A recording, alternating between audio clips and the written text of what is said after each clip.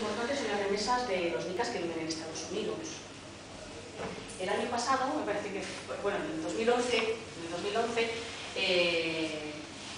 el discurso que dio Ortega en la ONU, bueno, pues fue muy criticado porque, entre otras cosas, decía que esas remesas nicaragüenses ya no llegaban tanto al país, que ya no eran tan importantes, que no eran tan necesarias, y no solamente no son importantes y necesarias, sino que han ido creciendo. El porcentaje exactamente no lo sé, no sé si están en un 60 o un 70%, pero las remesas han seguido llegando, ¿vale? Sobre todo de los nicas que viven en Estados Unidos, que es el mayor destino, mucho más que Europa.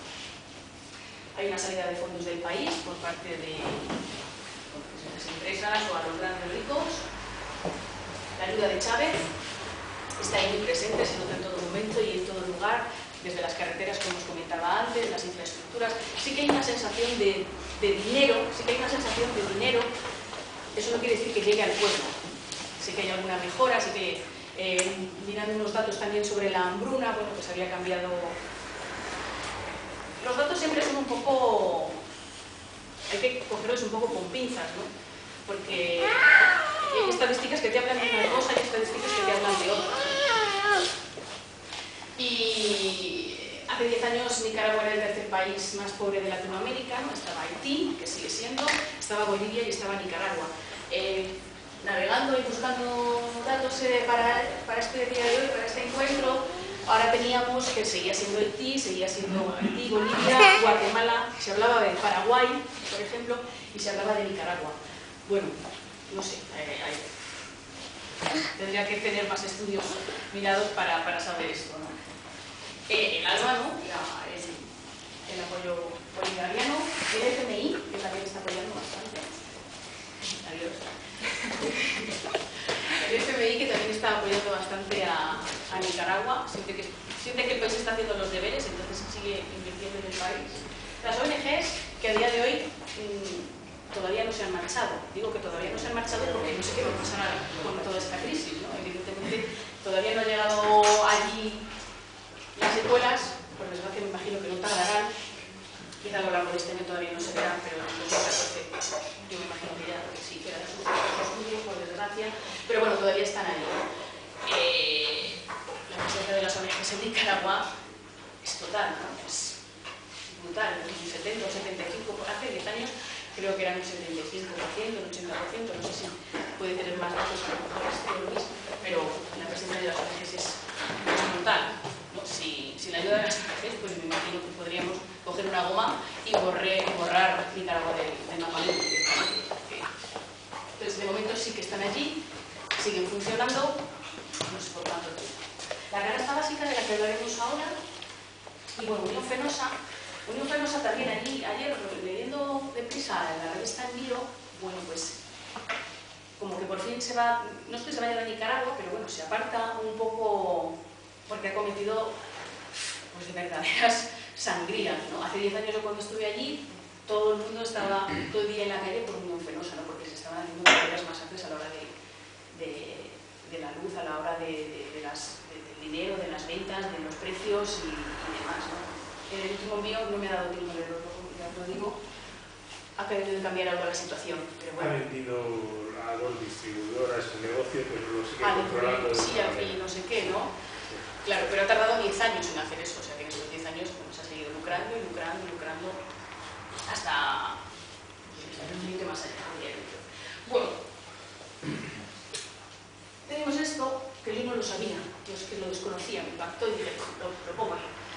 A lo mejor lo conocíais ya, ¿no? Que a mediados de la década de los 90 el gobierno de Estados Unidos aprobó una ley por medio de la cual Nicaragua no podía recibir ayuda ni bilateral ni multilateral si no pagaba el valor de las propiedades confiscadas en la década de los 80.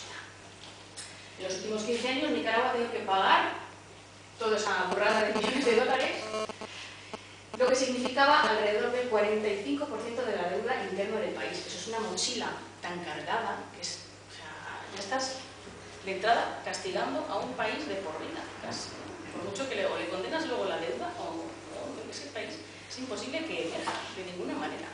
O sea, le estás absolutamente castigando y llevando a la miseria más absoluta. ¿Qué es lo que ha sucedido? Que algunas de esas tierras se han pagado luego por 3 veces. Con tela, etcétera, etcétera. Y luego hay otra parte, los caitudos, que son nicas que han hecho gringos para poder beneficiarse del tema. ¿De acuerdo? Sí. $1.24 córdobas, que es la moneda del país, €1.32 córdobas. Hace 10 años yo pagaba por €1.14 córdobas. Yo iba a pagar entre 12 y 14 córdobas. Bueno, depende de los cambios, te da mejor o peor equivalente. En 10 años, esto era bastante peor. Mucho. De 14 córdobas a 32. Impresionante. Quintal de café, quintal de azúcar y el barril de leche. Bueno, con la canasta básica, ¿no? Los alimentos básicos, usos del hogar, vestuario, tenemos un total de unos 10.800 córdobas, más bien. Bueno, el salario mínimo está en 2.177 y el promedio con 7.190. Eso quiere decir, por ejemplo, en Costa Rica se cubre el 100% de la canasta básica, en Honduras el 70%, en Guatemala el 60%, en El Salvador el 50% y en Nicaragua solo el 20% con el salario mínimo. Bueno, son datos un poco escalofriantes, ¿no? Sí. Los salarios mínimos a enero del 2012. Tenemos que el sector agropecuario cobra unos 3.000 córdobas, las minas 3.700, la industria 2.835, electricidad, gas y agua 4.500, construcción 4.500, comercio 3.700, transporte y almacenamiento 4.100, financiero 4.600, 3.000 servicios comunales y gobierno central, que entre ellos pueden ser los maestros y el funcionariado, 2.548. Con lo cual, estamos hablando de que el salario medio no llega a rondar los 100 euros. Con lo cual, para comer 3 veces al día en una casa lo tiene un poquito difícil si son más de uno. ¿Cómo afecta esta crisis global mundial que tenemos aquí encima de nuestra cabeza?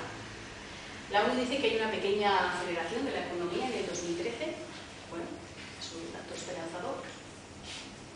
Los petrodólares de Venezuela, que siguen llegando, pero sí que hay un temor, que bueno, no sabemos qué va a pasar con Chávez, no sabemos qué va a pasar con Venezuela, no sabemos qué van a pasar con muchas cosas, entonces depender de algo tan inestable o tan de fuera de tu país, sigue la ayuda del FMI, pero hay una subida de los alimentos, ahora hay una crisis alimentaria que años después va a llegar a todos y va a llegar con más fuerza todavía.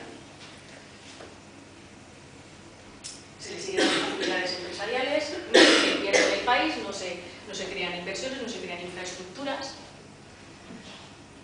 Los impuestos tienen una tasa de impuestos mucho más débil y más fácil, hay una evasión fiscal. Hay estudios que comentan que es el tercer país menos competitivo de América Latina. Todos estos datos les he sacado de redes de solidaridad, luego pongo también la web, redes de solidaridad, que es una gente que trabaja en Ciudad Sandino, pero tiene colgado un montón de estudios de la ONU, de la FAO, etcétera, etcétera, bastante completos, bastante interesantes. Entonces, si quieres echar un vistazo, redes de solidaridad, pues merecen la pena. El plan techo era un plan, bueno, pues para poder dar a la ciudadanía las láminas de zinc, que es con las que se hacen muchas de las casitas, sobre todo en las periferias urbanas, ¿no? Y entonces ahí estaba nuestro amigo señor Obando, pues liderando este proyecto. Ahora Obando está metido en, es una cosa, una figura súper rara, algo así como el Ministerio para la Resolución de la Juventud, una cosa súper larga. Y bueno, él era un poco el que gestionaba este plan techo, el otorgar a toda Nicaragua láminas de zinc para poder hacer las casas. ¿De acuerdo? Y seguimos con el ALBA. Con el ALBA, no, el ALBA, el ALBA no. La justicia nicaragüense. Bueno, la justicia nicaragüense, si miramos un poco las leyes que en estos momentos tienen, es un sistema